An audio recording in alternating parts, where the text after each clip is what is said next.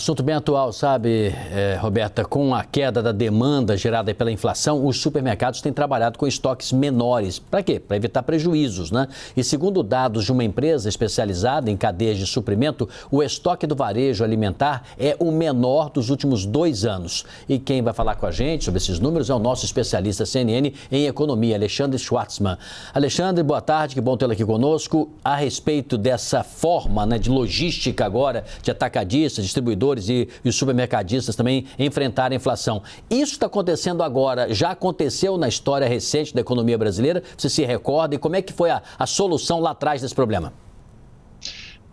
Bom, não exatamente esse valor, inclusive porque tem avanços tecnológicos que permitem que o lojista trabalhe com estoques menores, mas isso reflete um fenômeno bem conhecido, que é o aumento da taxa de juros. Quando a taxa de juros fica mais alta, fica mais caro para o varejista ter dinheiro enterrado no estoque ao invés de aplicado no mercado financeiro. Então, dentre todas as otimizações que ele faz, no sentido de garantir que o estoque esteja disponível para o consumidor, etc., ele também otimiza no que diz respeito ao uso do capital de giro dele.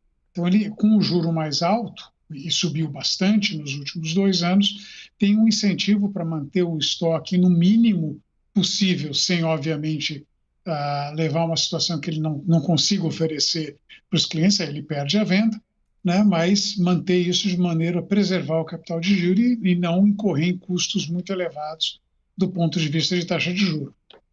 Sim, agora, Alexandre, boa tarde para você também. Agora a Roberta falando contigo.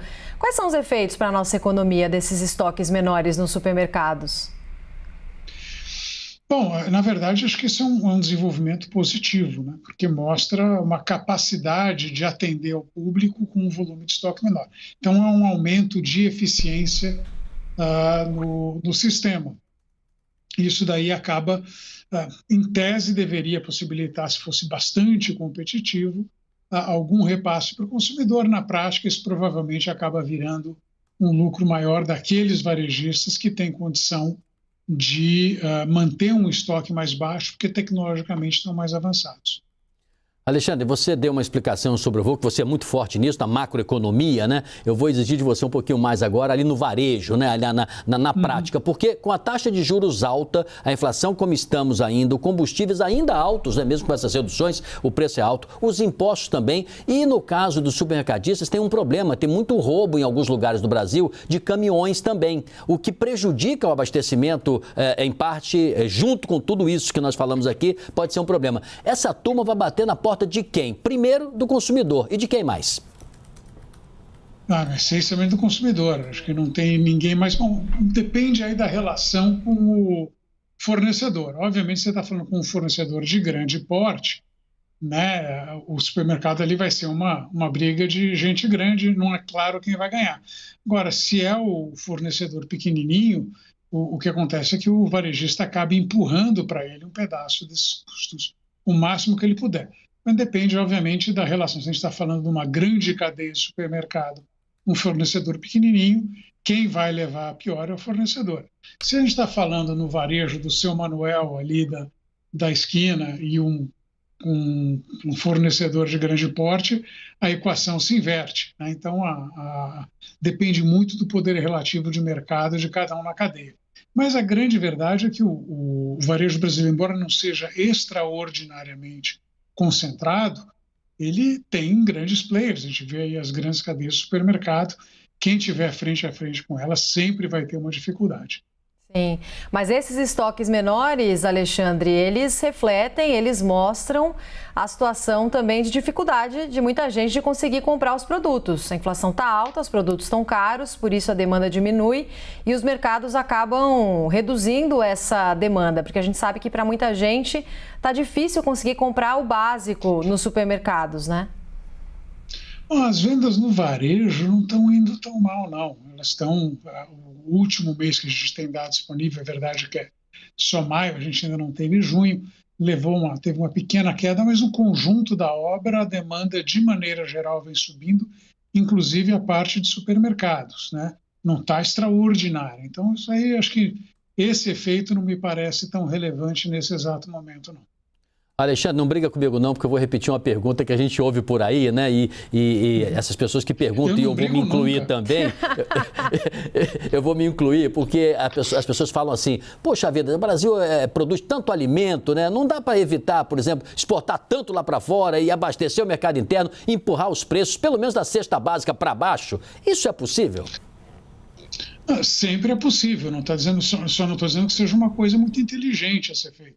Tem um monte de país que faz isso, né? Não, você impõe, por exemplo, um tributo sobre exportação, isso vai mudar a decisão. Quer dizer, se você passa a ser tributado na hora que você exporta, você vai vender mais no mercado doméstico.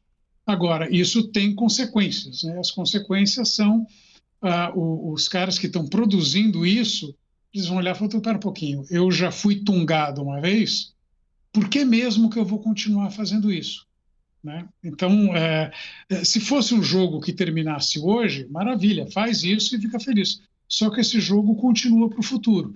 E as pessoas têm memória, elas lembram disso, elas aprendem com as iniciativas. Então, elas vão ver, bom, o mercado dá sinais para o produtor.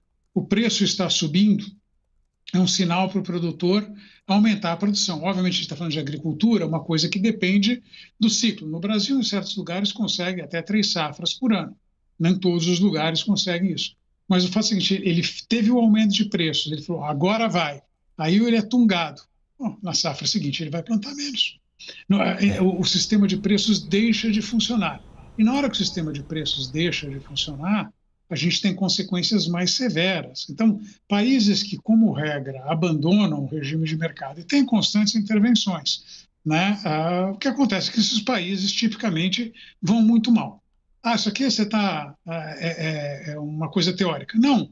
Minha sugestão é assim, vira o binóculo para o sul do país, você vai encontrar um outro país chamado Argentina. A Argentina está a caminho de ter 90% de inflação. Não por falta de tentar controlar preço. Eles controlam o preço, a cada 3 semanas eles inventam um mecanismo novo. E todos eles dão com os burros na água. Tem uma hora que a gente tem que parar de fazer esse tipo de coisa e deixar o mercado funcionar. Né? O mercado funciona bem, só deixa ele funcionar direito. Tá vendo, telespectador? Você, assim como eu, né? Estão pensando que é mais fácil do que é. Daí tem um especialista como Alexandre Schwartzman e explica pra gente que não é tão fácil assim. Economia e política são duas coisas difíceis, né? Porque não são exatamente ciências exatas. Esse aqui é o problema. Alexandre, muito obrigado pela sua participação. Até o nosso próximo encontro aí. Até, um grande abraço, gente. Boa tarde.